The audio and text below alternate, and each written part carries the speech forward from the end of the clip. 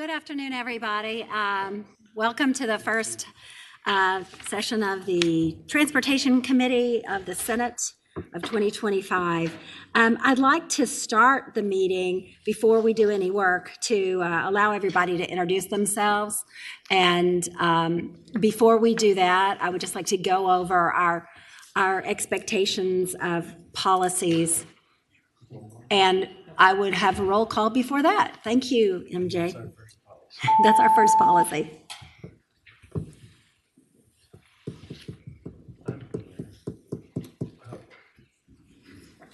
Madam Chair, you have a quorum. Thank you very much. So let's start introductions with Senator Aird. Hi, good afternoon. I'm Senator Aird, representing Senate District 13, including all of the city of Petersburg, all of the city of Hopewell, Sussex, Surrey, parts of Dinwiddie, Prince George, Charles City, and majority of Eastern Henrico. Good afternoon, Glenn Sturdivant, 12th Senate District, Chesterfield and Colonial Heights. Good afternoon, Ghazala Hashmi, representing the 15th Senatorial District, which is parts of the city of Richmond and Chesterfield County. Good afternoon, is Senator Hackworth, District 5, with Tazewell, Bland, Pulaski, Giles, Smith, parts of Wythe, Montgomery, City of Radford, and maybe some more. I don't even know. It's a large district. Thank you. David Suderline, Roanoke County, Roanoke City, Salem, and Montgomery County, all of which are served by I-81. So it's something we spend a lot of time on. Hello, everyone. My name is Danica Rome. I represent the 30th District, which includes the cities of Manassas Park, Western Prince William County as well, and that includes the town of Haymarket. Go I-66. Before we move on, I'd like Senator Bagby, who just arrived, to give. Senator Lamont Bagby, welcome to the 14th District. I'm Senator Boysko. I represent the 38th Senate District. That is in northern Fairfax County, Herndon, Reston, McLean, Great Falls, Wolf Trap, parts of unincorporated Vienna, and Falls Church. And to my left. Bill D. Steff, I represent Virginia Beach, Norfolk, Accomack, Northampton, and I've said in the past 45 towns. Well, I'm mistaken. It's actually 54. So clearly there was some dyslexia going on somewhere between the interpretation, but it includes Assawoman, Accomack, Atlantic, Bellhaven, Bird's Nest, Bloxham, Cape Charles, Capeville, Cheriton, Chincoteague Island, Craddockville, Davis Fork, Eastville, Exmoor, Franktown, Greenbacksville, Greenbush, Hackensack, Hackens Neck, Hallwood, Harborton, Hortontown, Jamesville, Jenkins Bridge, Keller, Locustville, Machapongo, Mapsville, Marionsville, Mears, Melfa, Modesttown, Nassawadox, Nelsonona, New Church, Oak Hall, Anoncock, Only, Oyster, Painter, Parksley, Punkateek, Quinby, Sanford, Saxis, Seaview, Tangier, yes, Tangier Island, Taisley, Tempersonville, Townsend, Wachapreak, Wallops Island, Walls Creek, Willis Wharf, and yes, Withams. So now we have it correct for the record. Thank you. That's crazy. Very impressive. I'm Senator Tammy Mulcahy from the 9th Senate District. I represent all of the counties of Charlotte County, Halifax, Lunenburg, Mecklenburg, Nottoway, Pittsylvania County, parts of Prince Edward County, and all of the city of Danville. Thank you. I'm Senator Dave Marsden and have parts of Central and Eastern Fairfax County. And Senator Steff, I just got a call from Punkateague. They said they've never heard of you. So I'm sorry.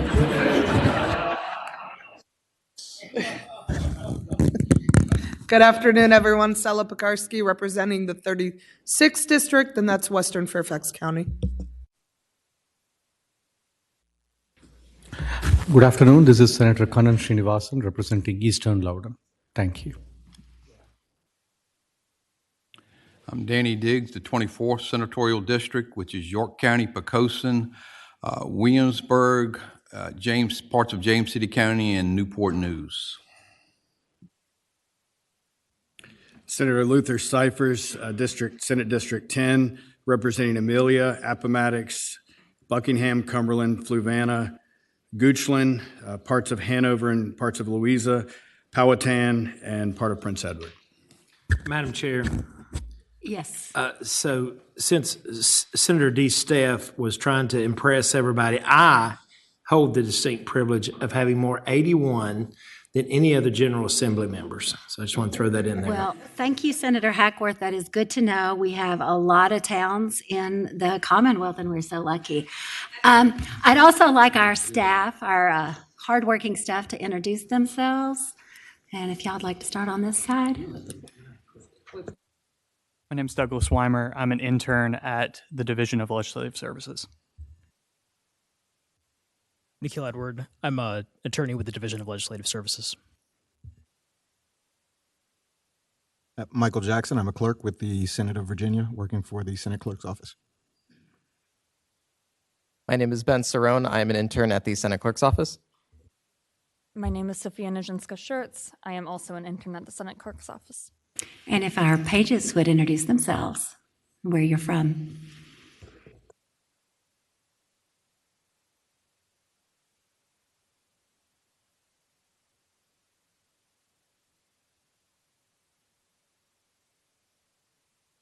Well, we're awful happy to have y'all. I hope you really enjoy your time here, and we've got a great committee here. Welcome to our brand newest members. I'd like to go over a couple of ground rules before we get started with our legislative issues. We have a lot of side talk in here. First off, one important issue is if there are going to be amendments that are going to be offered on your bills, we really need and request that you provide amendments or substitutes at least 24 hours in advance of the meeting. This is to help the workload of our staff. And to remind patrons that if they have a substitute or an amendment, that they should let us know at the very beginning of their presentation so that it can be posted on LIS. Also, we have the ability for people to testify remotely. When you're doing so, you are required to turn your camera on before speaking, and that will be a rule that will be enforced. And finally, we treat each other with civility up here. You will notice that we are not doing Democrats on one side and Republicans on the other, or even seniority down to the newest members, because this is transportation is an issue that is not a partisan issue, and we are all here to help each other work through these bills. So with that, we have been requested to pass by SB 1086 and SB 1097 for the week. Do we have a motion? So moved. Second. All righty, all in favor? Aye. Thank you. Aye. Any opposed? Next, we have bills to re-refer to other committees that we think would be more appropriate. So the first, I would ask that SB 779 by Carol Foy be re-referred to Commerce and Labor. Do we have a motion? Second. All righty, we will need to have a vote on the board for that.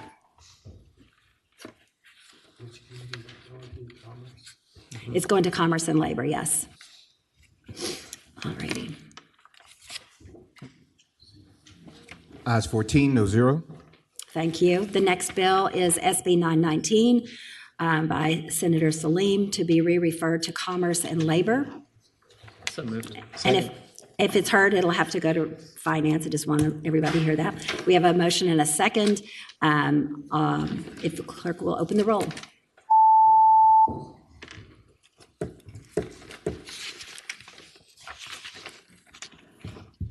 Ayes 14, no zero. Thank you. SB 847 will be re-referred to courts. Patron is Carol Foy. Do I have a motion? So moved. Second? Second. All righty. Please open the roll.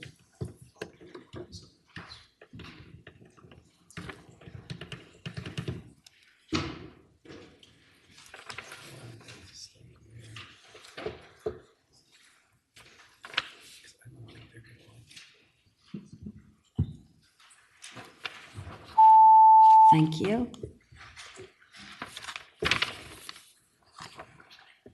Ayes 14, no zero. The next bill is my seatmate Senator D. Steff's SB 947 being re-referred to courts. If it is reported there, it'll go on to finance after that. Do I have a motion? So moved. Second. Okay, the clerk would open the roll.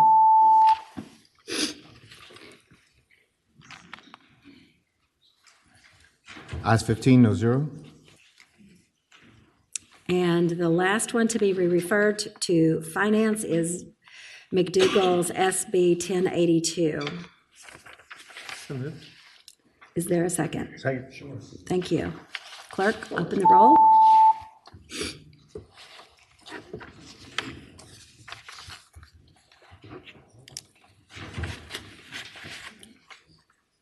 Ayes 15, no zero. Thank you very much. So now that we have dispensed with those, we can start our work. Senator Locke let me know that she's got to go. She has a tiny bill and she has to go chair a committee. SB 741, Senator Locke, the floor is yours. Thank you, Madam Chair. I appreciate the courtesy. This is a very simple bill, and as simple as you all want to make it. It's Senate Bill 741. It has been introduced on behalf of my district constituent, Airborne Tactical Advantage Company, which is headquartered in Newport News, and all the bill does is it extends the sunset on the definition of public aircraft from July 1, 2025 to July 1st, 2030. Move to report. Second. Okay.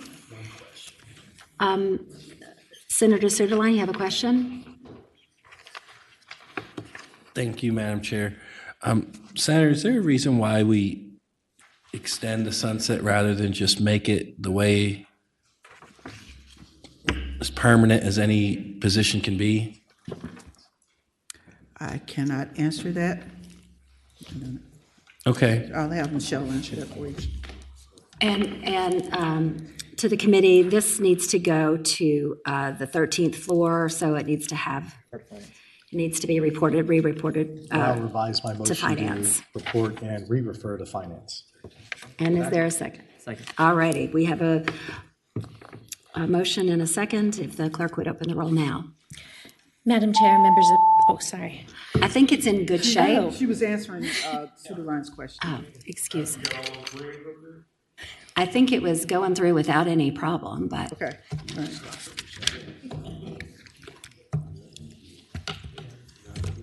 Ayes 15, no zero. Thank you, ma'am. Thank you. Senator McDougall didn't have a second bill, is that correct? He was next on. Okay. Senator Obenshain, you're up. Thank you, Madam Chair. I have Senate Bill 1144. This deals with the Commonwealth Rail Fund. We have 9 short line railroads in Virginia, and these are the railroads that take products to its final destination or bring it from. Its short lines touch much of our agricultural products in Virginia. Right now, the Commonwealth Rail Fund has funds that it distributes, the Rail Preservation Fund. Do you have an amendment, I have an amendment by chance? I do. Thank you. Okay, if the clerk would read the amendment.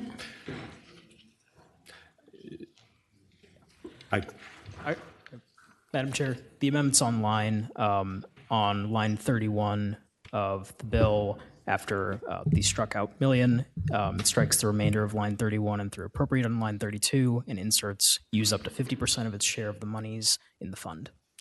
Thank you. Is there a motion to accept the amendment? And a second? Yes. All in favor? Aye. Aye. Aye. Any opposed? All righty. Please go ahead, sir. Right now, the Commonwealth Rail Fund, or excuse me, the Rail Preservation Fund contributes funds for maintenance and safety improvements in the short line rails. There's a $4 million cap on the contributions from the fund. The bill as introduced was intended to remove the cap. It wasn't mandatory. It didn't require any distributions. But as the fund continues to grow, it's important for them to have the flexibility to commit more of those funds to the short line railroads. What the amendment did was it was requested by the department. While it doesn't entirely remove the cap, it does set some upward limit on the amount that can go to the short lines, gives them the flexibility to contribute more as the fund grows. So this is important to our import and export industries and the operation of these 9 short line railroads across Virginia. Thank you. Are there questions? Senator Rome. Thank you, Madam Chair. Madam Chair, just ask the patron, could you identify some of the short lines that would be affected by, basically, would the patron be able to identify some of the short line rail areas that would be affected by the bill? Rob is somewhere around here. Come up and list them, but we have the Buckingham branch. There's a short line in the Shenandoah Valley that is absolutely critical to the poultry industry, brings feed and corn that is milled and processed for poultry industry. Rob, you have the 9. Madam Chair, Rob Bohannon, representing the Virginia Railroad Association. Delmarva Central Railroad on the Eastern Shore, Chesapeake and Albemarle Railroad, Commonwealth Railway, North Carolina Virginia Railroad on the border, Norfolk and Portsmouth Belt Line. There's a switching terminal station down at the Port of Virginia, and the Winchester and Western. Are there other questions of the members? Did you bring anyone to support, or is there anyone here in support of the bill? The short lines all support this bill. Right. I'm not aware of any opposition to it. Okay, is there opposition? Hearing none. To report as amended and re-refer to finance? I don't think there's... Yeah, this does have to go to finance, yes. So it would need to be reported as amended and re-referred to finance. Is there a second? Second. Good.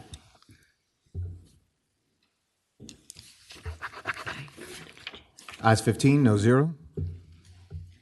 Madam Chair, members of the committee, thank you very much. Thank you so much. The next bill we're going to hear is Senator Rome's bill, and you can do it from right here. All right. Thank you, Madam Chair. Madam Chair, first, there's an amendment for this bill, if the clerk would like to report it. All right, Council. This is for SB 1024.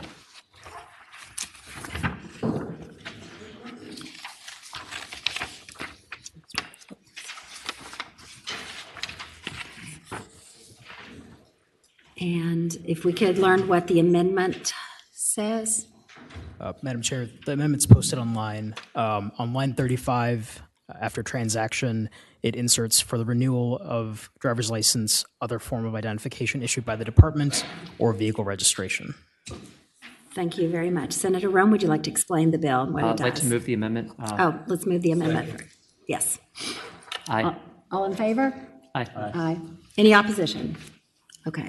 Go ahead. All right. Thank you, Madam Chair. Thank you to the members here. So the bill would create a voluntary donation process at the DMV when processing driver renewal and vehicle renewal transactions toward the Virginia Highway Safety Improvement Fund. It's based on a bill that we passed out of this body last year, but did not get through Senate Finance. And what that bill would have done is basically take 10% of general fund surplus dollars and allocate it to the Virginia Highway Safety Improvement Program. What this does is basically creates a voluntary system where when you go to the DMV and you have 2 certain types of transactions with this amendment, and that is basically if you're renewing a driver's license or other form of identification issued by the department or vehicle registration, that at the end of that transaction, you would be able to voluntarily donate a certain amount of money of your choosing to the Virginia Highway Safety Improvement Program. The whole point of that is to save lives on the road. I will also tell the committee that we just had our 4th consecutive year of 900 plus fatalities on Virginia roadways. And we're trying to figure out what is a dedicated revenue stream that we can put in to basically improve our infrastructure so people will stop getting killed. We put in a $50,000 budget amendment originally, but after speaking with the representatives from the DMV, we've been informed that by limiting the bill to only ID and vehicle registration renewal transactions, the agency estimates a small cost to update their point of sale program that they should be able to absorb without the amendment. So happy to take questions. Thank you. Are there questions of the committee members? Hearing none. You have someone with you, and that's why we let you go early, thank you. because someone needs to get to a train. So please come up and introduce yourself and tell us. Thank you, Madam Chairman. My name is Mike Doyle. I'm the founding member of the Virginia Families for Safe Streets, mostly in Northern Virginia, but we pedestrian safety throughout the state. And we wholeheartedly support this bill. We have a major problem collectively in pedestrian fatalities on the roads. These funds will help. It won't solve, but it will help to VDOT to be able to make safety improvements, especially on high-risk corridors. In Northern Virginia, in the entire state, KSIs, killed, seriously injured, have increased 4 years in a row. In Northern Virginia, specifically, the number of people killed in 2024 is twice as many as that were killed in 23. The problem is that the infrastructure on these multi-lane roads is taking 10 years to get implemented. So this will help. It won't solve, but this will at least help to get things done, some of which is quick build things, but it still can't be done because the funds aren't there.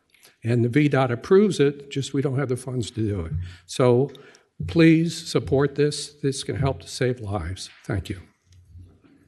Thank you. Are there others in the audience in support? Is there anyone who opposes the bill? Madam Chair. Senator Suderline. Thank you, Madam Chair. I move that we report and re-refer to finance the bill as amended. Is there a second? All right, we have a motion and a second. If the clerk would open the rolls.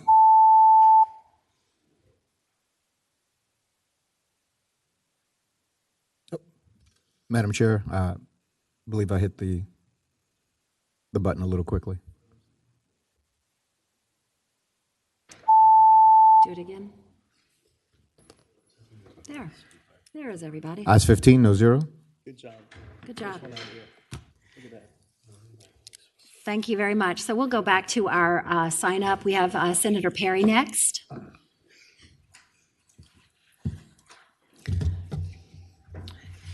Good afternoon, Madam Chair, members of the committee. I have Senate Bill 1131. As you all know, I represent western part of Loudoun County and northern part of Fauquier County, which has over 250 miles of unpaved rural roads. As part of the effort to preserve this extensive networks of roads that have immense cultural, historical, and environmental value, my constituents have raised a concern with the process of road abandonment. When road is abandoned, it shifts to private ownership, and the public who have been using these roads for things like biking and hiking and horseback riding no longer have access to it. Additionally, in the current road abandonment process, there's only a public hearing where there are landowners who are affected by the abandonment. And my district has posed a problem to those trying to preserve what makes the district so unique and special. This bill does not require anyone to do anything, but just to make a consideration of other things that road could be used for prior to abandoning it, specifically whether it could be used for hiking or bicycle trails and paths or other non-vehicular transportation or recreation, greenway corridors for resource protection and biodiversity enhancement with or without public ingress and egress, and access to historic, cultural, and educational sites. It's also limited to Planning District 8. Happy to answer any questions anyone has. Are there questions of the committee? Seeing none, do you have anybody here in support of the bill? If there's no one online, then I don't think so. Okay. Is there anybody in opposition? Move to report. Second. All righty, we have a Attendees motion. online in opposition, please raise your hand. Madam Chair? Yes. Just Senator one Marsden. quick question. What is a greenway corridor? Not a term of art I'm familiar with. You'd have to ask the drafter what that means. We're not talking about the greenway. That's another bill that I have, not this one, though. Okay. Thank you. Just checking. Thank you. Thank you, Senator Marsden. I appreciate that. All righty, we have a motion and a second. This does not need to be sent to finance. If the clerk would open the roll.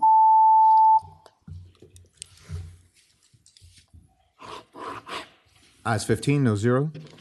Thank you, Madam Chair. Thank Senator you. Marsden and members of the committee.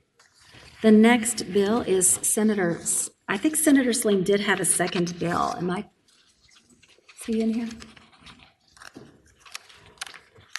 If not, we will move on. Senator Peake. He's not here either. How about, Got Timmy French right there. I don't have him on my list, but I do have Jeremy McPike. Senator McPike, please tell us about your bill. French is here. Thank you, Madam Chair. Senate Bill 1302 is a bill that this committee is familiar with.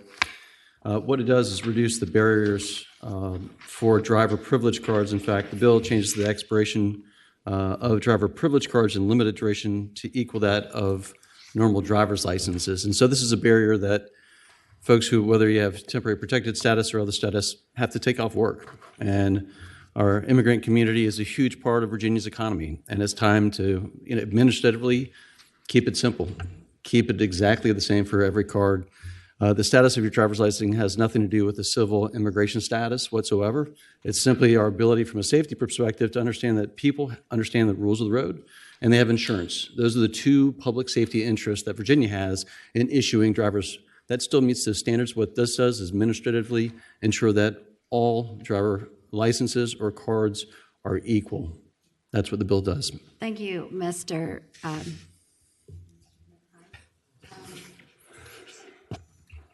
Thank you, Madam Chair. Are there questions on this bill is exactly the same as a bill that we passed in this committee last year. Are there questions on the patron? This bill is exactly the same as a bill that we passed in this committee and last year. Are there questions of the patron? Is there anyone in support of the bill in the audience?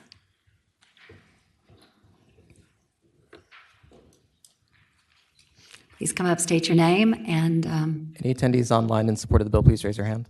Good afternoon, Madam Chair, members of the committee. My name is John Cano, Senior Supervisor with the Legal Aid Justice Center. Today, I speak in support of Senate Bill 1302, which extends the duration of the driver's privilege card and time-limited duration license to align with the standard driver's license to reduce the administrative barrier to the Department of Motor Vehicle. This critical legislation advances equal access to driving authorization and valid identification for immigrants in the Commonwealth. When immigrants move to Virginia, they play a vital role in strengthening our economy. Immigrants comprise of 16% of Virginia's workforce and represents 23% of entrepreneurs and STEM workers as of 2022. In fact, 29% of Main Street businesses are owners in Virginia that are immigrants. These contributions go further, uplifting the state economy by generating $2.7 billion in business income, paying $16.2 billion in taxes, and wielding a spending power of $42.4 billion in 2022. By extending driver privilege card durations, we not only support the workforce and businesses that fuel Virginia economy, but also promote road safety and inclusivity. Ensuring access and driving privileges is essential for immigrants to continue to contribute meaningfully in the Commonwealth and ensure that the roads remain safe. We urge the committee to support Senate Bill 1302, recognizing the pivotal role immigrants play in shaping our economy here in the Commonwealth. Thank you. thank you so much. Madam Chair, members of the committee, my name is Christian Martinez Lemus. I will be translating for our member, and so I just want to introduce myself first. Please go ahead. Welcome. Buenas tardes, Chair Poisco y miembros del Comité de Transporte. Mi nombre es Ismael Arana y soy un inmigrante de Guatemala. He sido un orgulloso miembro de casa durante un año. Emigré a los Estados Unidos hace aproximadamente 15 años y trabajo en la construcción y especializándome en pisos. Soy uno de los muchos residentes de Virginia que se han beneficiado de la tarjeta de privilegio de conducir. Este programa ha cambiado mi vida, permitiéndome conducir de manera segura, sin el miedo constante de ser detenido por la policía o deportado o separado de mi familia. La tarjeta de privilegio de conducir ha brindado un sentido de seguridad y dignidad a miles de inmigrantes como yo que viven en Virginia con un estatus migratorio irregular. Gracias a este programa podemos contribuir más efectivamente a nuestras comunidades y manejar nuestras vidas diarias sin temor.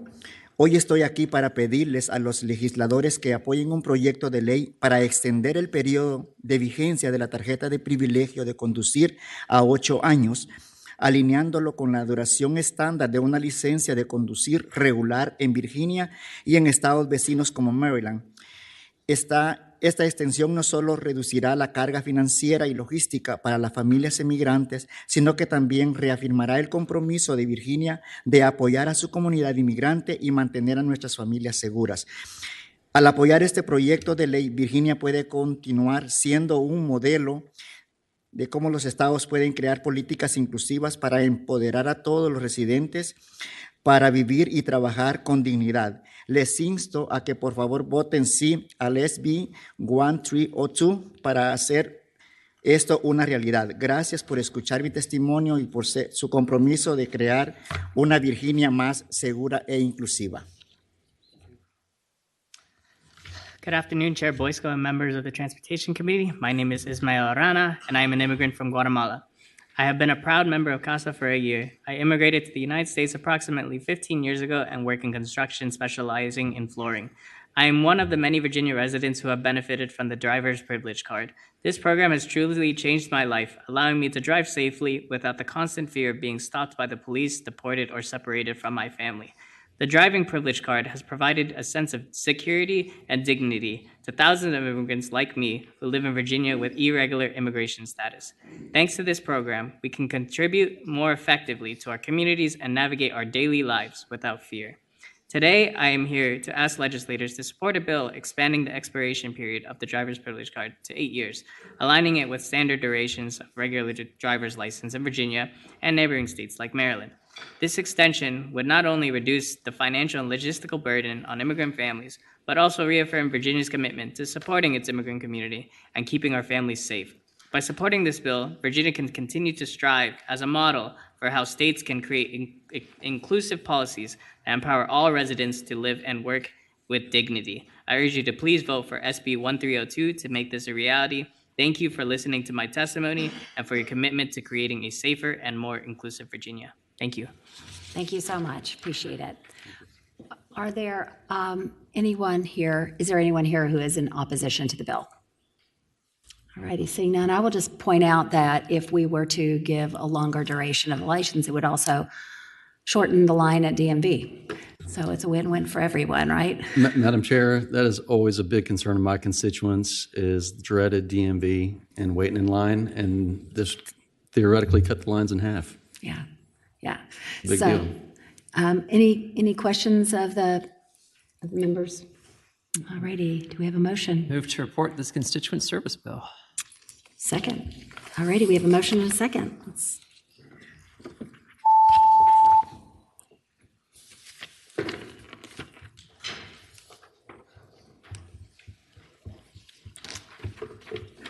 Ayes 8, no 7.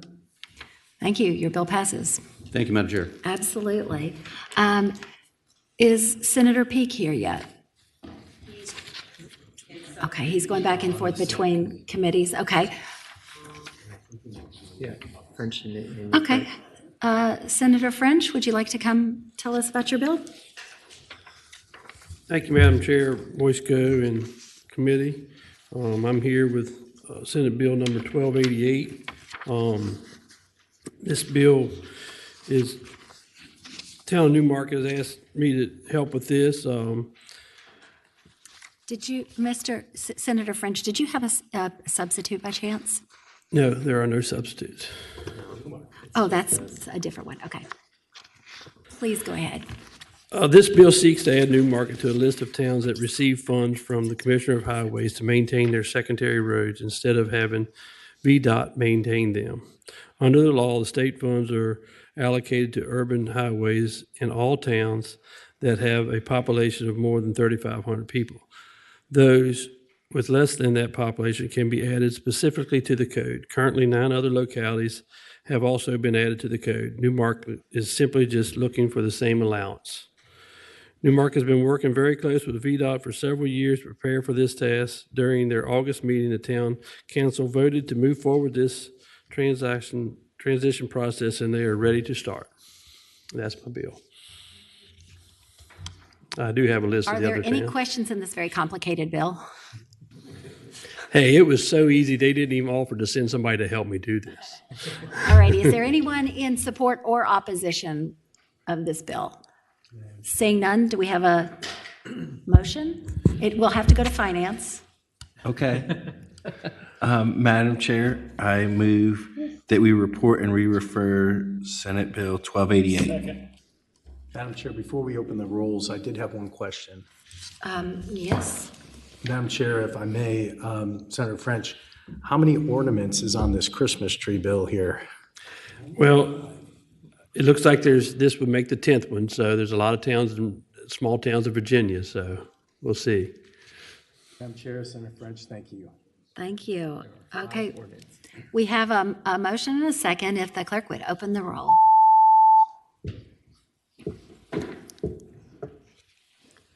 Ayes 15, no zero. Thank you all very much. Thank you. Congratulations. Merry Christmas. That was. Next, we have Senator Newcraig, please. One of your bills has gone by for the week. Yes, ma'am. And then you have a second one. I do. correct? Yes, thank you. Alrighty, that is that SB 852? Yes, ma'am. Yes. Alrighty. Madam Chair, it is Senate Bill 852. I had a similar bill last year that passed this committee, I believe 14-1, and passed the Senate 31-9. This was brought to me by the city of Chesapeake, and all we are asking is a small little tiny change. And right now, it says they have to have sworn law enforcement officers to certify the tapes, whether they're retired or part-time. So they have to be sworn. What sworn means is when they're part-time or retired, we have to bring them back in, we have to put them in a uniform, give them a badge, purchase a weapon for them, train them twice a year. And then we did find out from VRS that if they just stopped at a 7-Eleven on the way into work and they're in uniform, they also qualify for the line of duty, which is $100,000. So this is a cost savings to the localities. All we're asking is the word sworn be removed. These are the same officers that just retired, and most of them have done this before. They're sitting in front of a computer. Judges already will view these in court, and they're not sworn officers of the court and of the law. So it's a cost savings to every locality. I've heard from several localities that said that would save them a lot of money because they don't have to uniform them. They don't have to do any training. And nothing changes in this bill. Nothing's added to this bill except the word sworn is removed. Okay, thank you so much. And I have Chief Selesky here that can talk a little bit more about it. Excellent. Would we like to do our questions right now, Senator Marston? If I could? Yeah, please go ahead. Thank you, Senator Newcraig. Was there be any requirement here that they would have retired in good standing as opposed to being forced to retire for some disciplinary reason or anything? Yes, sir. It is good standing. I'm not sure if it says it in the bill, but all the ones that are being used now, the ones that are sworn, are in good standing. We can add that to the bill if you'd like. I believe it says honorably. Honorably? Discharged. Okay, all right. In good standing. Retired honorably in good standing. And Senator Rome, you had a question? Thank you, Madam Chair. Question for the patron. I just want to clarify for the record here so everyone understands what we're dealing with. Basically, these would be retired sworn law enforcement officers only dealing with the administrative side of the photo speed monitoring devices. That they're not going to be the ones who are out on patrol. They're not going to be the ones who are actually doing this. It's when the ticket is issued, they're the ones who have to verify whether or not that this person actually, sped in the first place. Is my understanding correct? Madam Chair, I would answer the senator by saying absolutely. They are just going in front and sitting all day in front of a computer viewing the tapes. That is it. Thank you for that clarification. Did you say that you brought? Well, Chief Selesky is on Zoom. Oh, great. Okay. If you'd like to open the Zoom. And he'll need to turn his camera on.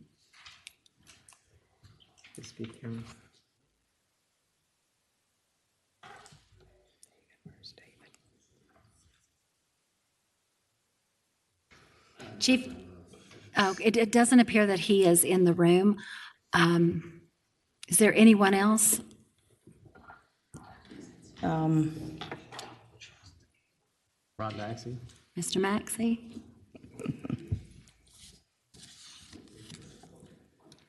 Major Maxey from the State Police? Love to Yes, get your ma'am, Madam input. Chair. Ron Maxey, Virginia State Police. I'll speak on behalf of law enforcement. This would prove beneficial. We found that there are a large volume of these violations that are coming through. Unfortunately, it does require us to pull officers and troopers off the road, so this would be beneficial. Thank you so much. Any other questions? Anyone in opposition to the bill? Seeing none, is there a motion? Move to report. All righty, there's a motion and a second. If the clerk would open the roll.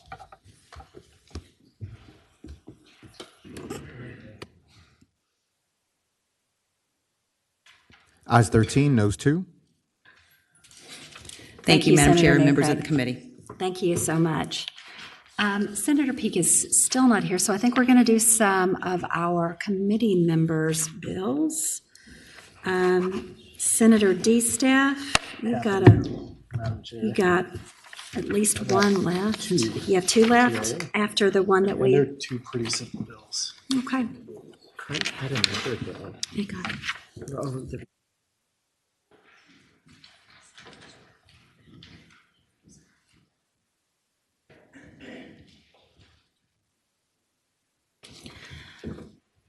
Madam Chair, members of the committee, thank you for having me today.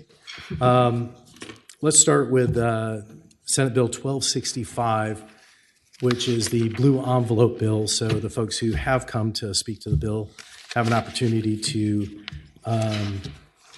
depart after this, and they don't have to sit through more of our riveting hearings, which are truly fun today. So Senate Bill 1265 is what's referred to as the blue envelope bill. And Madam Chair, members of the committee, what this does is working with DMV, working with our CIT officers, crisis and training officers, it has individuals who have unique challenges, whether it's emotional, psychological, when the lights and a siren come on behind them, they freeze up, have major issues. Whether it's through autism or slight autism, or whether it's anxiety issues or other type of issues. So what this bill does is when the officer pulls them over, working with DMV, they get a blue envelope and they keep the registration, they slide their driver's license in it, and they hand over a blue envelope, which does two things. One, it tells the officer that, hey, I've got to take a look at the envelope, open it up and see why, and on the outside of the envelope, and it'll say why the individual. But two, it takes an individual who could be challenged by communicating when their anxiety is kicking in, that, hey, you don't have to stutter, freeze up, or worry about what's happening, just hand this over. And it allows the officer to help de-escalate a situation which otherwise could be construed as individual not trying to comply with the law, or an individual with another type of issue. This has been used successfully in numerous states. We did put in a budget amendment, but working with DMV, we found out that a budget amendment is not necessary. It's roughly $13,000, $14,000, and they can handle this internally. So the way this would operate, Madam Chair, is an individual would say, hey, I'd like to request a blue envelope. DMV would send them that blue envelope. No HIPAA violations. DMV is not going to say, hey, what's your issue? They're going to send them the envelope. The individual would state on the envelope what their issue is, or they would just say that I have communications challenges or anxiety challenges or whatever, and they would hand the police officer that blue envelope with their registration and driver's license, and it would kind of go from there. Madam Chair, I'm happy to answer any questions. We do have some folks who are really more familiar with the bill than I am, and brought this to me, and I honestly think that this is a great opportunity to help with de-escalation of individuals who have some unique challenges that we otherwise would not be aware of. Thank you so much for the presentation. Senator Suderline, you've got a question? Yes, thank you, Madam Chair. This bill sounds excellent. I really like where you're going. Are we going to get to hear from someone from DMV just Absolutely. We have the All right, chairman, great. we have the commissioner of DMV with us today. We have some other individuals, but I'm certain they'd be happy to. Yeah, I just want to make sure we got the implementation. But yes, because it sounds excellent. We've had chiefs of police, sheriffs, just a whole group of individuals jumping on board with this, saying, "Hey, it's a great idea." So I will turn it over, so if it's okay with Madam Chair, with the Absolutely, other please. individuals who can kind of explain it better than me. Great. Thank you, Senator Steph. My name is Mark Lobel. I'm the founder of the Virginia Autism Foundation, but more importantly, grandparent of a 20-year-old young man who's got autism. Good news is we're starting to get these guys and gals out into society. We're starting to create work programs. We're starting to create job programs. And some of these individuals have the ability to drive. They have a desire to drive. My grandson, on the other hand, has the ability to drive, doesn't have the desire to drive because of all the uncertainties that could happen while he's out on the road. Whether it's a medical emergency, whether he's pulled over by a first responder, whether there's a fire truck that's blocking the road of traffic. Our kids, our young men, our young girls, our young adults are very detail-oriented as they progress through their day. When red lights flash behind them, when somebody's issuing a command they may not understand, they may not know how to reply to, they're probably going to go into panic mode and shut down. A friend of mine from Massachusetts called me about a year ago and said, "You guys have this program in Virginia." I said, "I know nothing about it, but I'm going to learn about it." I've been in contact with the Michigan State Highway Patrol many times over the last year till Senator DeSteph became involved and gave us the opportunity to bring this bill to light. It's a very cost-effective manner to de-escalate and give our first responders, whether it's police, whether it's fire, whether it's EMS, the opportunity to see that they've got an individual that's going to lack the communicative skills to sometimes follow their commands and directions. Doesn't mean they're not complying. Doesn't mean they don't want to do the right thing. They just sometimes get confused within that time period of stress. So we think it's a great bill. We think it's very cost-effective for the Commonwealth of Virginia. I'm here to support Senate bill with Mr. DeSteph and Senator DeSteph, and I ask Madam Chair, you and the rest of the committee to do so favorably as well. Thank you. Thank you so much for your testimony. Really I'm appreciate more than it. welcome to answer any questions you may have. Thank you. Good afternoon, Madam Chair, members of the committee. Randy Pearson with Two Capitals Consulting. I'm here today on behalf of the Autism Society of Central Virginia as well as Tidewater, Virginia. We're in strong support of the bill. We just also point out that the Senate and the House both passed legislation last year to provide training to all law enforcement officers in Virginia on interaction with individuals with autism. So this is a nice kind of dovetailing next step in that legislative effort that you all passed in a bipartisan fashion last year. Again, we strongly support the bill, and thanks, Senator DeSteph. Thank you. Thank you so much. Mr. Commissioner, can you come up and just give your... Madam Chair, Commissioner Lackey, the DMV, what Senator Steph said regarding the fiscal impact and us able to absorb it is accurate, that we can absorb it with existing resources. Thank you very much. I do have a letter from Madam Chair saying that it does need to go to Finance. So we'll just send it up and... Absolutely fine, Madam Chair. And I've actually put in a budget request. I'll strike that this afternoon. We saw what we anticipated it would be. DMV said there would be no financial impact. However, I still wanted to make sure we put in a budget request until we worked out all the details. It's always best to be safe rather than sorry. Are there any other questions of the committee? Anyone in opposition to this bill? Move to report. And is there a second? All righty, we have a motion and a second. If the clerk would open. And Madam Chair, we're still welcoming co-patrons of the bill if you'd be interested.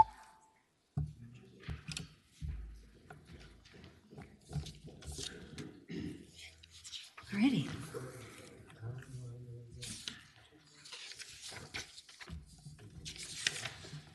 Ayes 15, no zero.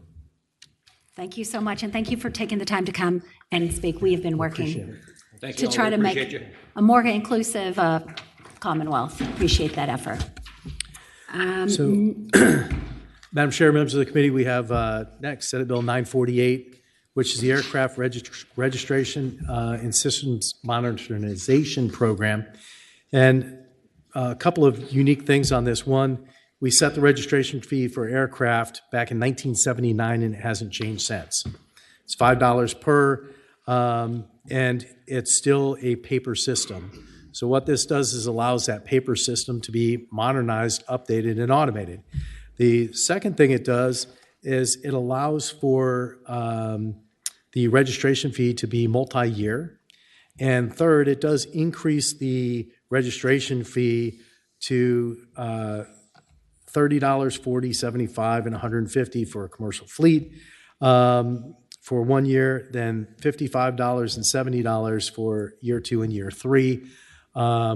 This doesn't have anything to do with aircraft safety. That comes under other regulations. What this does is makes it easier and automates a system that's been in place since 1979 and modernizes that system. I'm happy to answer any questions on this. We do have Commissioner Gregg here to answer any questions as well, or chat with you about it, or whatever else we need. Great. If there are there any questions of the committee? Please come up, Mr. Commissioner.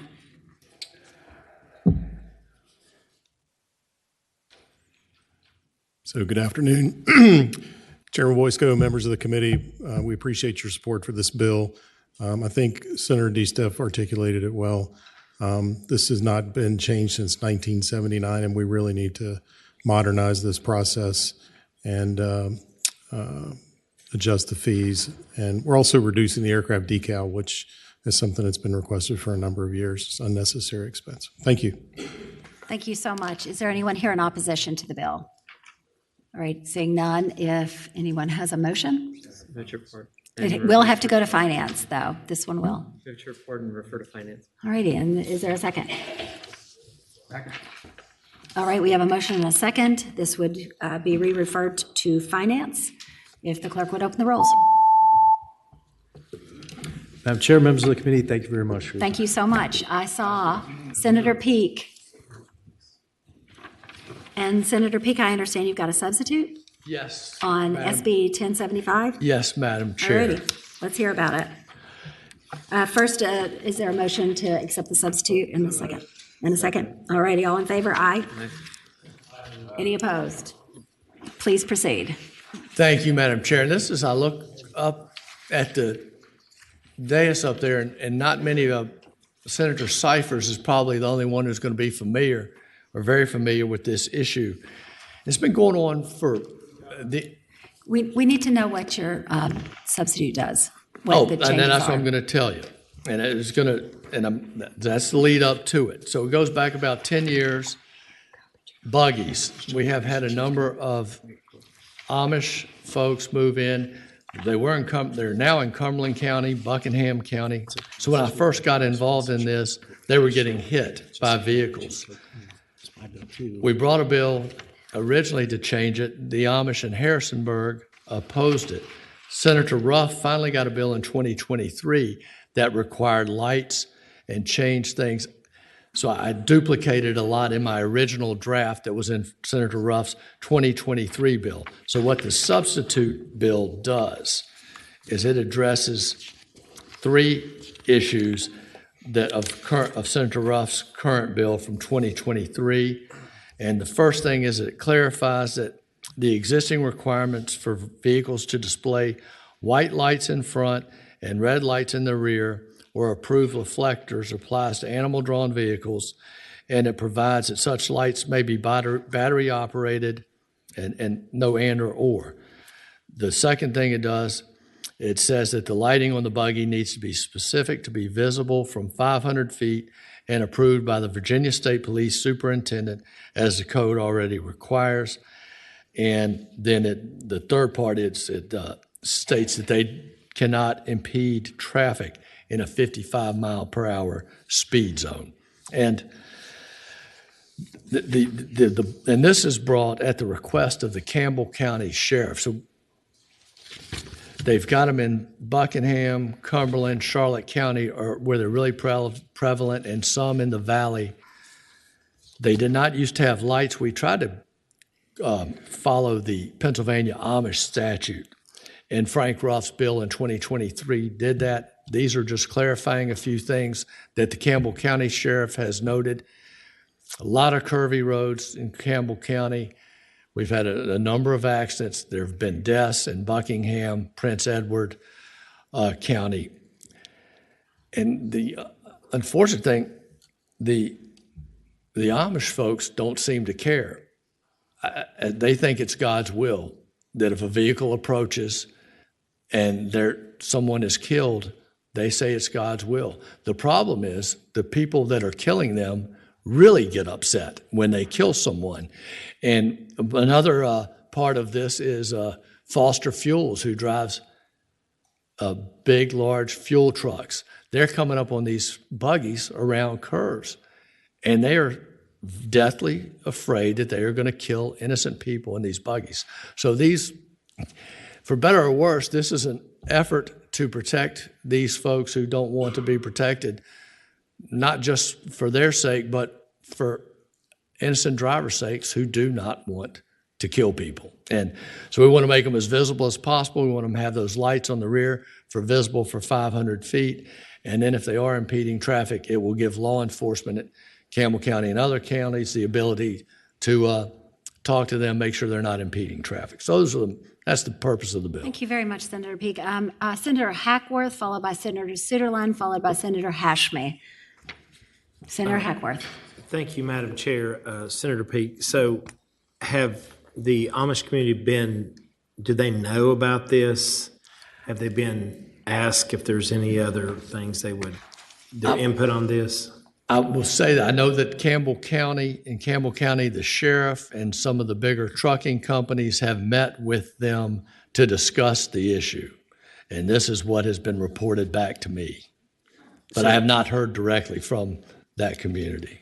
Follow up, Madam Chair.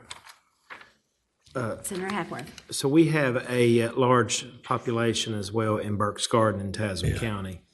And I have not talked to them. I would imagine this is on for any roads though, correct? Whether it's any road, but a county road, a dirt road, a gravel road, any roads. Is that correct? Yes, Madam Chair.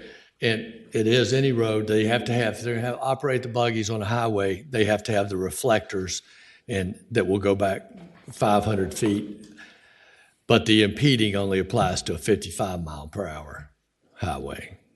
And Madam Chair, I guess I'm just concerned because I know the garden there, the Berks Garden, there may be some roads there. I don't know this, that if they're doing I don't know if they're doing something with that may not have that. So I would like to maybe discuss this with them, but I mean no harm to the bill.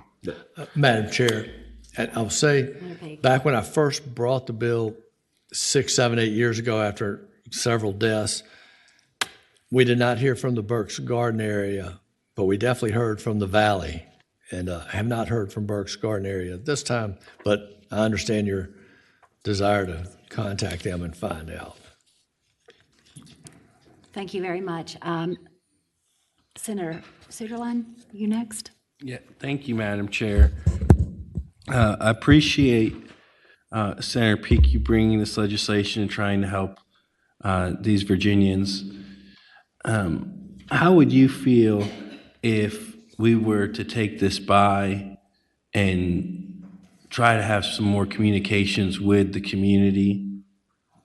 Oh, perfectly fine. I understand, and we've amended it. I'm trying to keep it the change as simple as possible, but this is what came to me from Campbell County and their concerns. So I'd be happy for people to check with the Valley, check in Berks Garden, and we're trying to connect in the Central Virginia area to get at least this 500-foot light so that people can see and tell what's going on. Madam Chair, I'd like to make a motion. Senator Suderline. Madam Chair, I'd like to pass by Senate Bill 1075 for the day and ask that you docket it as late as we possibly could.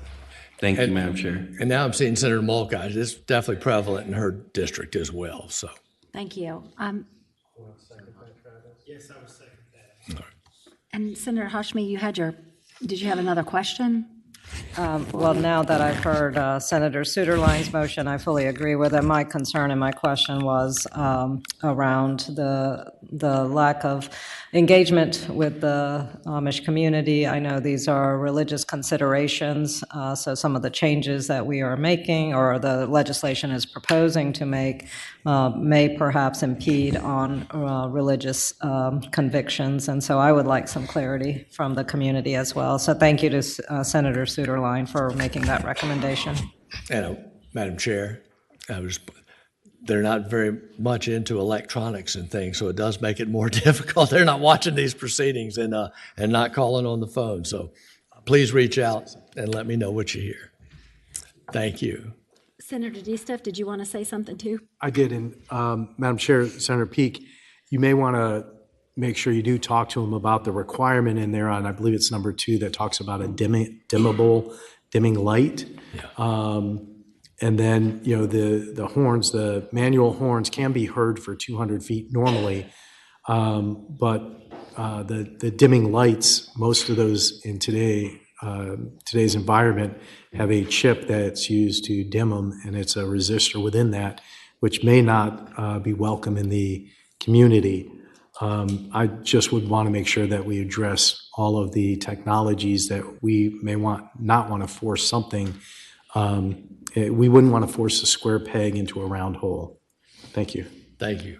Thank you. And I'll just add, I received a letter from someone who has raised the issue around the horses who are not, they're easily startled with horns and would require them to be retrained. And it's a rather tedious process. So just, food for thought as you're having those conversations. But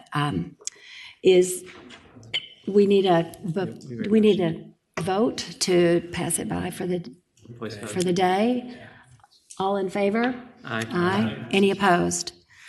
Thank you so much for bringing this forward and for trying to make a difference in the communities to help save lives. Doing what we can. Thank you. Yeah. Back to our committee members. Senator Bagby has 1250. Senator Bagby, you can stay seated or you can come to the dais, whichever you choose. Thank you. Thank you, Madam Chair. I'll stay right here if you'll indulge. Madam Chair, SB 1250 is focused on existing section of the code, and administration of Transportation Trust Fund states that members of the board and transportation authorities in Northern Virginia and Hampton Roads will not be held personally liable if the Commonwealth's Transportation Trust Fund loses money in the course of its investment.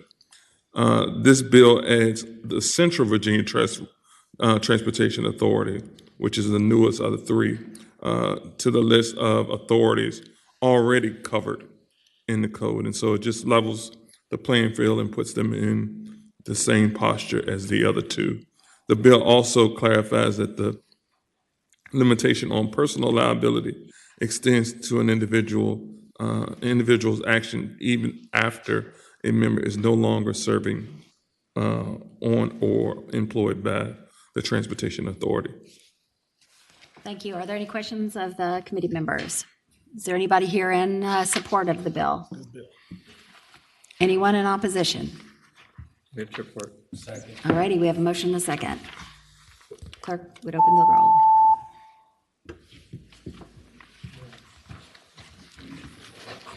Ayes 14, no zero. Thank you.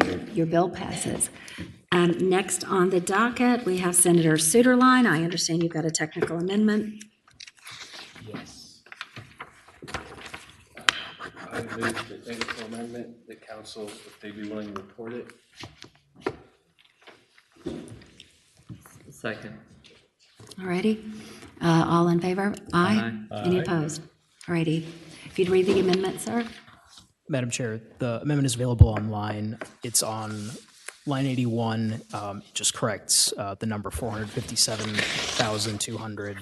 It had an extra zero in it. All righty. Do you want to tell us about your bill? Yes, Senator thank you, Suderline. Madam Chair. So the legislation before you makes updates to Virginia's coordinate system.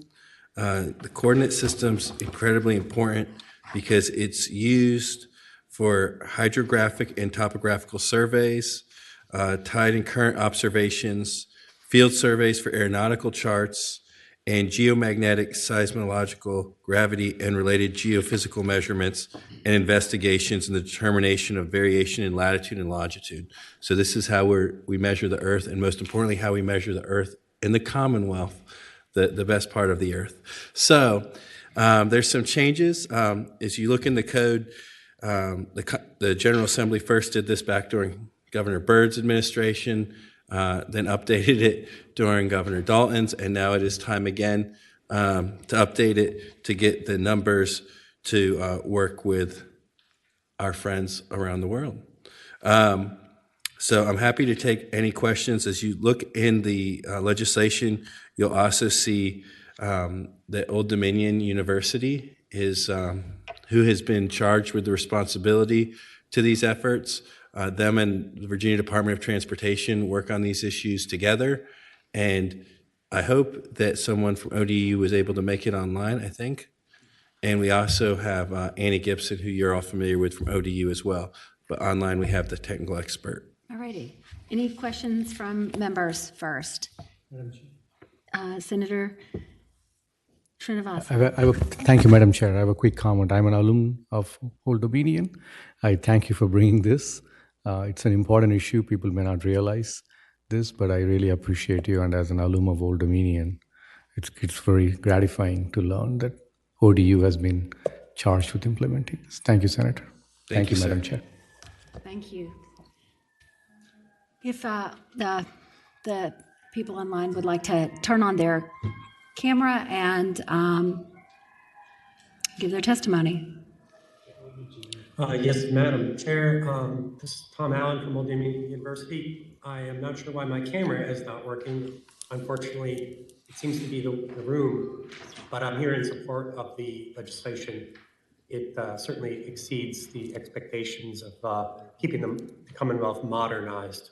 Thank you. We do require that cameras be on, but I appreciate you taking the time to be here with us. Is there another person online who can turn on their camera? Is there anyone else online? Any attendees online that would also like to speak, please raise your hand now. Can you just come up and speak on behalf of ODU real quick? Make sure we're not pulling a fast one. We do have a representative from ODU. This is Annie Gibson from Old Dominion University. Thank you. I don't even have to introduce myself. Madam Chair, Annie Gibson with ODU. We do support the legislation, and we thank the senator and we thank VDOT for making this happen. Thank you so much. Is there anybody here in opposition? Move to report as amended. All righty, in a second? Second. All righty, we have a motion and a second. And it is amended. It does not have to go anywhere else except to the floor. Open the rolls. Ayes 14, no zero. Or ayes 13, no zero. Thank you so much, Senator Sugarline. Thank you, Madam Chair. All righty, Senator Diggs, I believe you've got.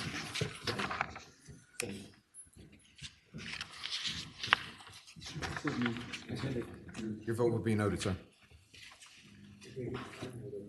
Michael? Senator Diggs, you have SB 750. 750, yes, ma'am. Please tell us about your bill. Thank you, Madam Chair. What this legislation would do is expand the current safe driving laws to prevent unlicensed minors from driving. Currently, it's a Class 1 misdemeanor to knowingly authorize a person to operate a motor vehicle who've had their driver's privileges suspended or revoked. The same is true for a person who does not have an operator's license and has been convicted of a driving violation without a license. The solution to this is that it would also make a Class 1 misdemeanor to knowingly authorize the operation of a vehicle to a minor that they know has no license, or if the adult knows that the minor will operate the vehicle in violation of 46-2-335, which is the learner's permit requirements, that you can't have passengers, you can't drive at different times.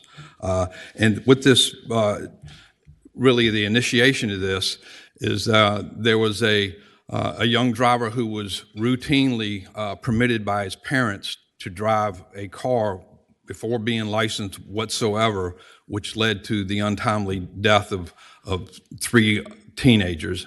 And I have someone here to speak to that, if you don't mind.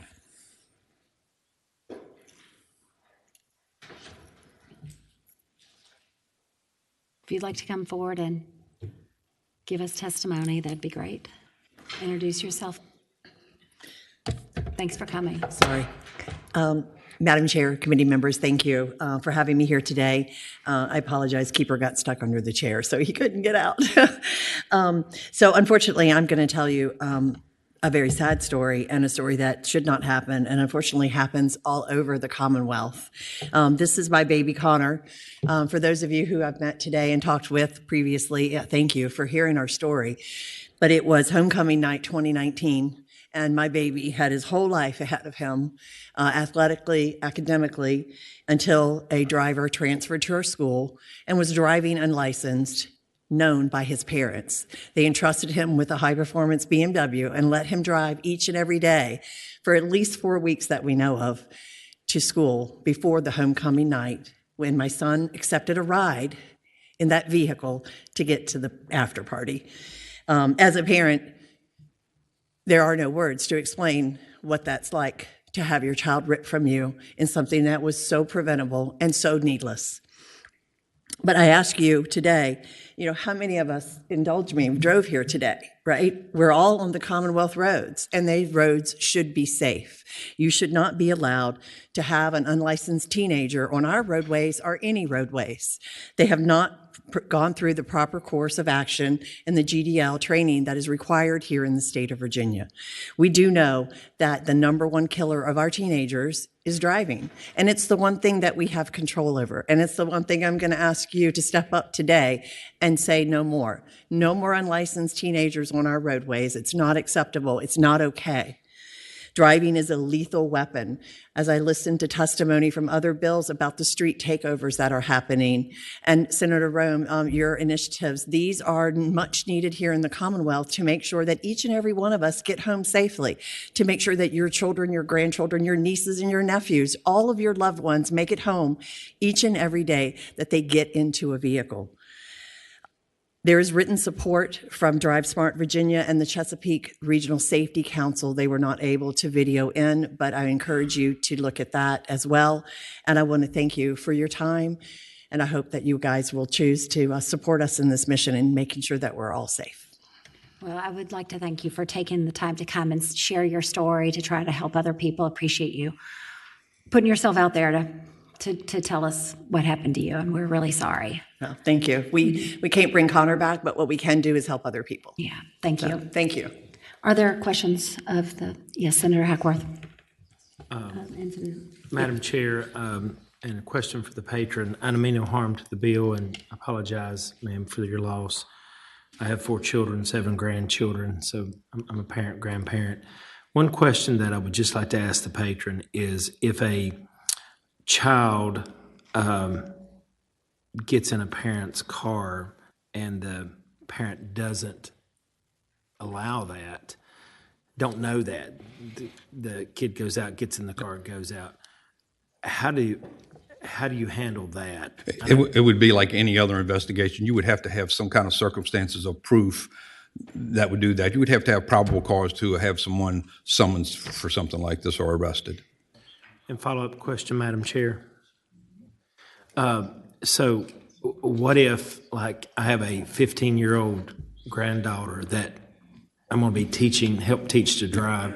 If I took her to, say, a parking lot or something like that, and was allowing her to, get the feel of a vehicle, would that fall in violation of this? No, it would not be. This only applies to operation of a vehicle on a public highway. So private property, parking lots, et cetera, would not apply to this. And that refers back to 46.2-300, which is just a couple sections above that, where it spells out that these violations are public highway. Also, I'd had some questions from other senators. There's also an exemption for farm operations. Yes, for, that was my next. children to be able to operate certain types of vehicles. So follow up again, sorry. So this is just for public highways, correct? Yes, The sir. Violations, okay. Thank you. Thank you. Senator Marsden, you had your button on? No? Senator D. Staff. Thank you, Madam Chair. And I wanted to just clarify a little further with the farm use, which is covered under 462303. Commercial watermen, that's covered under 462674. And there's another section, 462663, which covers rollers and other farm type equipment that would be transported on public roads from farm to farm with the appropriate equipment. So those are exempted from this. Those are already legal under other sections of the code. So with that, I'm a big supporter of this, and I'll probably jump on as a co-patron. Thank you. Thank you, Madam Chair. Senator Davis. I would also like to recognize Tammy. Since this tragic incident, she has made it her life's work to increase highway safety, especially with teenagers. She's developed several programs throughout that the state has recognized, and she's received national awards. So I want to certainly thank her for all of her work for highway safety and our teenagers. That's so important, and I appreciate that too. I'm just gonna, I should have flagged this when I was looking at the bills at the beginning, but because this does have a significant criminal penalty associated with it, I do believe that the bill might need to go on to courts after we. And then finance. And then so I just want to say that. It didn't surprise me that it wouldn't have landed there first anyway. So Yeah, now that I'm rereading it, it's a class 1 misdemeanor. Yes, ma'am. And Madam Chair, I'm happy to make the motion to refer this to courts and then to finance. To report and refer. I'm sorry, report and re-refer, because we're voting on the policy side of Right. it here. So we report, re-refer, and then it'll go to finance at the end. But Thank you. so that's my motion. So there's a motion. Is there a second? Second. All righty, we have a motion and a second to pass the bill and re-refer it to courts committee. The clerk would open the roll.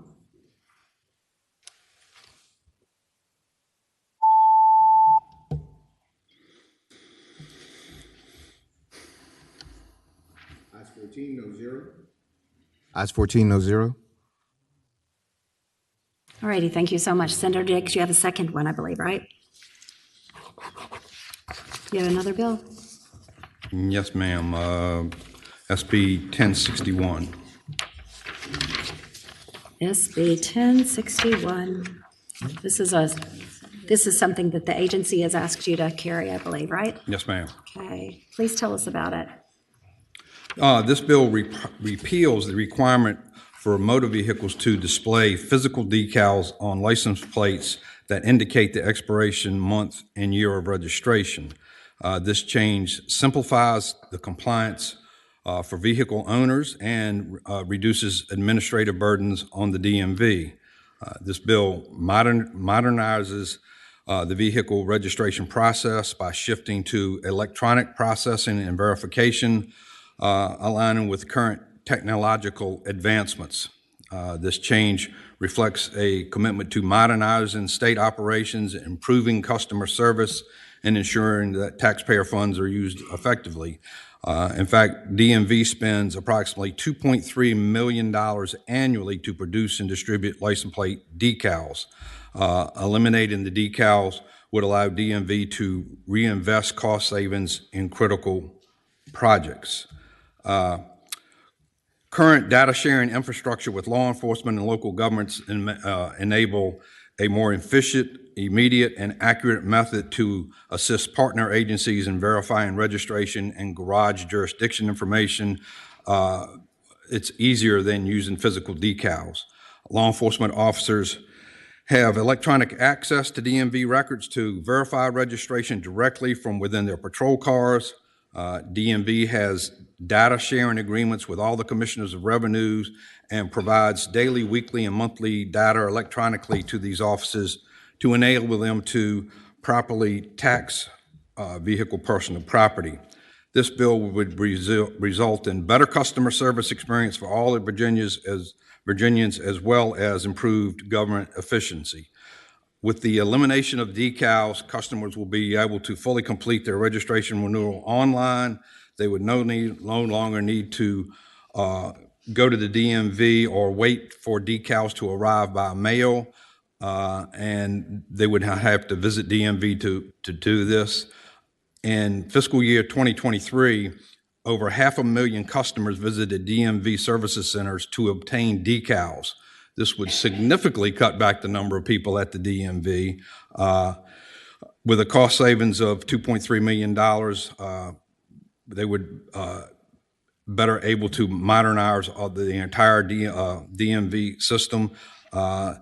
Additionally, decal theft would be eliminated. Decals, I couldn't hardly believe this, over 60,000 decals are either lost or stolen and have to be replaced annually, which creates an additional burden of having to go and deal with the DMV and explain how your thing was lost or stolen. And currently 4 states, New Jersey, Connecticut, Pennsylvania, and Vermont, and 10 Canadian territories have successfully eliminated decals, with Pennsylvania reporting over a $20 million savings since 2017. With the passage of this bill, of course, annual registration will continue to be required, and DMV will still mail renewal notices and issue registration cards. And motor vehicle owners will still be required to produce registration documentation if they're stopped by law enforcement. And these registration cards will also provide vehicle owners with a convenient means to determine their registration status. Thank you so much. Senator Rome and Senator Hackworth have questions for you. Thank you. Madam Chair, question for the patron. So, Madam Chair, I would ask the patron this.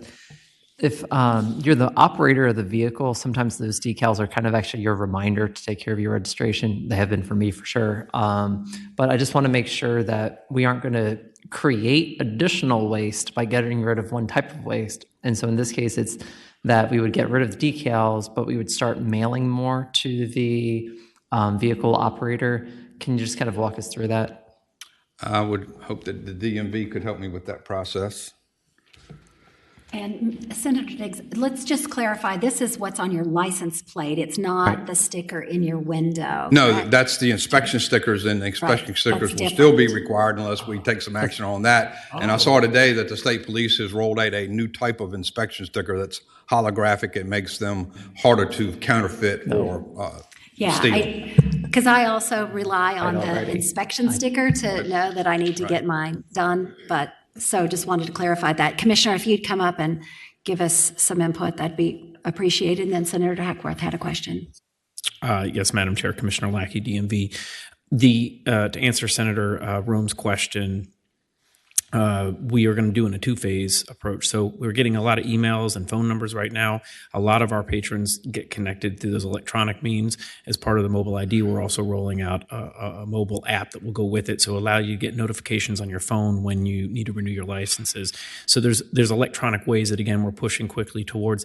We do want to, right now we send one notification out regarding the registration renewal. We do propose taking some of that saved money and sending out an additional notification closer to we send it out about 90 days out. We're going to send one closer to to include that one, but also one closer to the renewal date, because we have a lot of people that don't renew their registrations, not because they're trying to skirt the law, they just forget. So there are other ways to remind people, and we're looking towards electronic ways to do that to avoid the waste that you're actually speaking about. Thank you so much. Did you have a follow-on? No. Yeah, just a brief follow-up question, Madam Chair. So for I'm the last millennial on the planet who doesn't download apps. So I just want to make sure that there's still going to be the good old-fashioned analog way. And I think you were just mentioning that there's going to be, like, from 90 days out, there's going to be a mail-in notice. That'll still happen. That will still happen, and then there'll be one 3 weeks out, and we're looking at the possibility of sending one right after to say, hey, you actually missed it. You need to come in and get it, because, again, the point is to remind people. All right, thank you. Madam Chair. Thank you so much. And Senator Hackworth?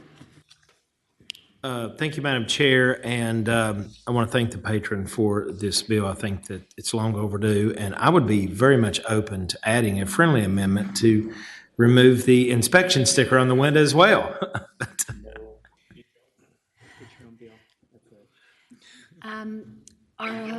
Are there any, Senator Srinivasan?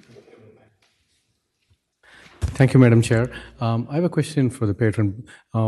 Senator, when do you think this will go into effect if this goes through? I'm sure there's an effective date. Do you know off the top of your head? This is a very long, it's 21 pages, but the only word scratched, deleted is the word decal in multiple places. You happen to know Senator Diggs, the... I think if there is no indication, it would be July 1st. Yeah. July 1st. As the new fiscal year. Is there anyone here in opposition to the bill? So Madam this Chair, is can I ask one quick follow-up? Senator Thank you. Srinivasan. For the DMV commissioner, the question, sir, is what is the current penalty, to Senator Rome's point, if somebody misses, and I know you're trying to increase more communication, if they miss the re-registration, what's the current penalty? So, Madam Chair, to answer Senator Srinivasan's question, it's a $25 penalty, if I'm off the top of my head, $25 penalty if you have a missed registration. And my question, Senator Diggs, would be, would you consider, as we implement this, a process where if people genuinely forget, because they're used to seeing this in their license plate? Yeah, well, as existing law is now, I believe a law enforcement officer cannot even enforce this. There's a 6-month grace period in place in the Code 9. Thank you, sir. Thank you, Madam Chair. Thank you so much. So I asked the audience if there's anybody in opposition. Hearing none, does anybody have a motion? Move to report. Is there a second? All right. Thank you. Yep, it is going to finance, so the motion would need to Move to be. report and refer to finance. Thank you, and a second. All in favor?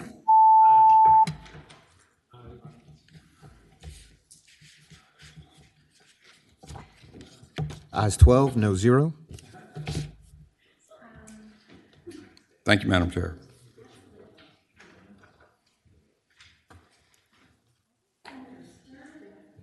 Senator Sturtevant, I think you, and then me. If you, yep, you have one. SB 959? Yeah, yes, Madam Chair. Senate Bill 959.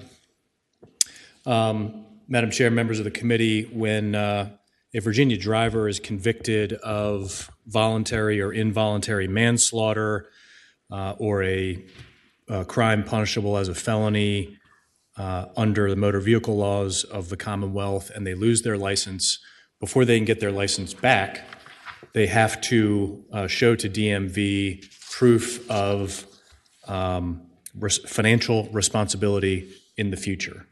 And that's different than what we all have to do when we have to show that we have car insurance. When you've been convicted of one of these vehicle-related crimes, or you've been someone who has been found to be driving without insurance in the past, and you lose your license, to get your license back, you have to show financial responsibility in the future. There has been confusion among patrons of DMV as to what they have to show to demonstrate that financial responsibility in the future. And so that is what this bill seeks to do, is to clarify that and to specifically delineate the two types of approved forms of insurance held by an individual seeking to get their license back, what they have to provide to DMV to show that they will have financial responsibility in the future under the terms of the bill. All righty. Are there questions from any of the committee members? Senator Hackworth, you have a question? Can you take the lawyer talk out of that and just tell me what that? What? Say again? The lawyer speak out of that and just talk regular. Oh, like a real Yes, person, not a lawyer? Yes. Don't lawyer it. Okay. Just tell me what this does. Sure. When you lose your license for certain reasons and you're trying to get your license back, you got to go to DMV before you get your license, and you got to show them that I will have car insurance over the next 3 years, and that I have the financial ability to cover that car insurance for the next 3 years. And here's the form that proves that. And Senator Sturtevant, this is only for people who have had their licenses removed because of which violations? Can we just go back over that again, just so everybody understands? Yes, and those crimes are delineated at starting at line 381. But generally speaking, it is crimes involving a vehicle that are a felony or driving without insurance. Okay, thank you. Any other questions of the members? Senator Diggs. Thank you, Madam Chair. So am I correct in assuming that 3 years in advance means that you get to finance that with your insurance company, make monthly payments, and should you fail to make those payments, the insurance company would be notifying DMV and they would be taking whatever steps it is to suspend or revoke your license? Madam Chair, Senator Diggs, that is my understanding. I would defer to the folks at DMV for perhaps a more technical understanding. Thank you. Please introduce yourself and. Madam Chair, I'm Carla Jackson, the Assistant Commissioner for Legal Affairs with DMV, and that is correct. The forms that DMV uses and has used, for roughly 50 or so years now, if not more, ensure that the policies are in effect or what the statute says are in full force, which means that there is a guarantee that they are insured. And there's an immediate notification from the insurance company if that policy cancels. For the rest of us who just have insurance, we can start a policy and cancel it the next day, and there's no way that DMV will know or that the courts will know, in the cases of judgments and convictions, that this person is financially responsible or fulfilling their requirement under the law. Is this the practice in other states? What is the genesis of this? You know, it goes back to 1950, and it is the practice in other states. AMVA, the American Association of Motor Vehicle Administrators, uses the form. The SR22 form is that form, and all the other jurisdictions use it. It's produced by them. We're members, and we use that same form. And would you be able to just qualify exactly what the current state of the policy is now for us so that we just make sure we understand? Yes, we use these forms now. And what we're doing is just codifying the process. Thank you. Because the statute says policy in full force, the only way we can do that is through these two options. And so that customers who are required to furnish proof of financial responsibility in the future are clear about what that is. Instead of it saying full force, it'll say in 439, this is what you have to do. We're telling them verbally or in writing now, but they'll be able to see it for themselves. Okay, so it's not actually a change in practice. No. Okay, that was what I think a lot of us were thinking about in our heads. Any other questions of the committee members? All righty, is there anyone in opposition to this bill? Do we have a motion? Madam Chair, I'd move that we report Senate Bill 959. Second. All righty, we have a motion and a second.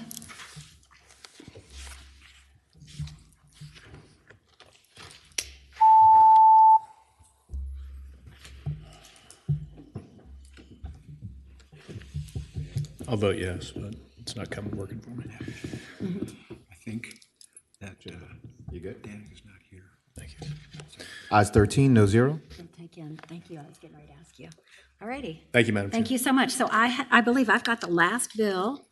So I will vacate the seat and allow our Chair Emeritus to take the podium for me. Got everything? Need my. Oops. Sorry. Need your phone? Yeah, there.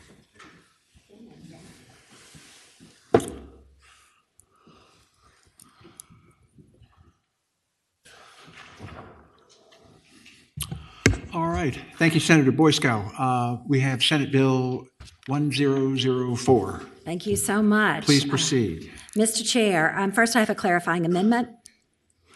Oh, okay. Is that one of the staff's going to report, or do we have a handout? Mr. Chairman, the amendments are posted online this is between lines 75 and 76 and 76 and 77. It moves the phrase new motor vehicles after the phrase. Could you repeat that, please? Yes, Mr. Chairman. On line 75, it strikes new motor vehicles and on line 76, it adds or new motor vehicles after the 30,000 pounds, and then does the same thing on lines 76 and 77. Okay. Do folks understand the amendment? Okay. Thank you. Do we have a motion on the amendment? So moved. Have a motion and a second on the amendment. All in favor, say aye. Aye. Bill as amended is before us. Thank you so much. Mr. Chair, SB 1004 is about trailer franchise requirements. Virginia is actually the only state to have a franchise act for non-motorized trailers, and at the request of the industry, the legislation would exempt trailers that have a gross vehicle weight of 30,000 pounds or less from that act. The industry is actually not franchised. Their sale agreements don't include a franchise fee or a branding requirements. They sell multiple products in their stores and dealerships, and they sell from multiple manufacturers. The legislation keeps all of the licensing requirements. The dealers are still licensed with DMV, so they are salespersons. Trailers still get tags, and they are registered as vehicles, but the state would no longer place requirements on these trailers that are similar to those placed on the motor vehicle industry. The legislation was shared with stakeholders.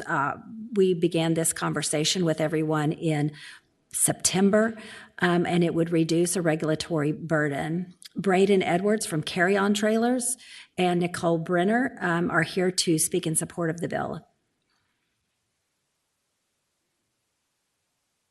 Thank you, Senator Boysko. Can we have our first witness? Could you tell us who you are and members of the committee? Nicole Brenner on behalf of American Trailer World. I want to thank the chair for putting in the bill. We appreciate this opportunity to bring Virginia into alignment with the majority of the country on this issue and reduce the regulatory burden here. Simply put, this is not a franchised industry, and there are many instances where the statute does not reflect how the industry operates.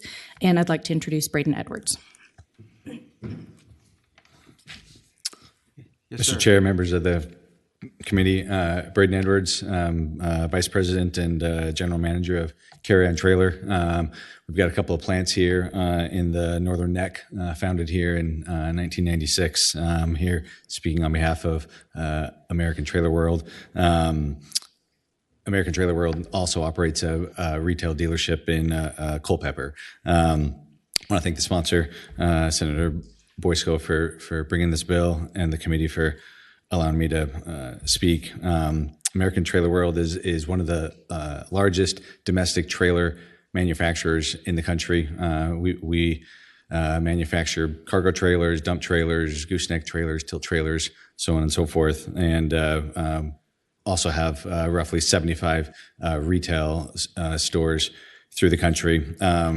Our trailers are primarily sold through big box retailers, independent dealers, and our own retail outlets. As the senator mentioned, many of the retail outlets that we sell through sell many brands manufactured by many different companies, and also sell other things other than trailers. And we ask for your support in this legislation to bring Virginia to what the rest of the country is. Thank you. Okay, so in short here, you're no different than folks who sell refrigerators. You'll have it at a big box store, and they'll have Amanas and Maytags and whatever. That's exactly right. Washers and dryers, refrigerators, go to Lowe's, and Yep, correct. All right. Thank you so much. Thank you. All right. Any questions of, excuse me, Ann?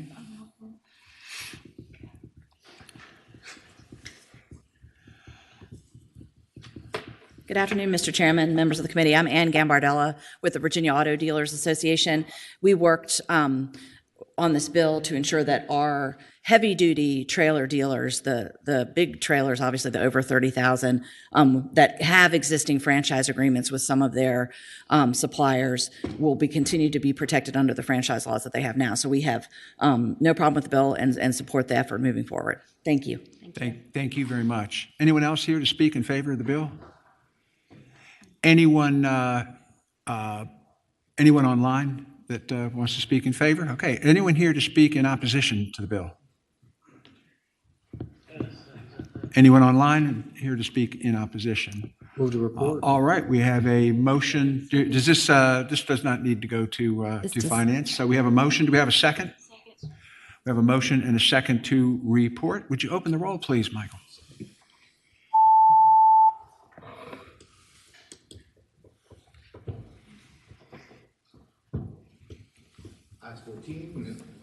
Ayes 14, no zero. Thank you so much. Okay, ayes 14, no zero. The bill passes. Madam Chair, was that the final bill? Was that the final bill for the docket? All right. With that, as acting chair, committee will rise. Good job. The Senate of Virginia, Richmond, Virginia.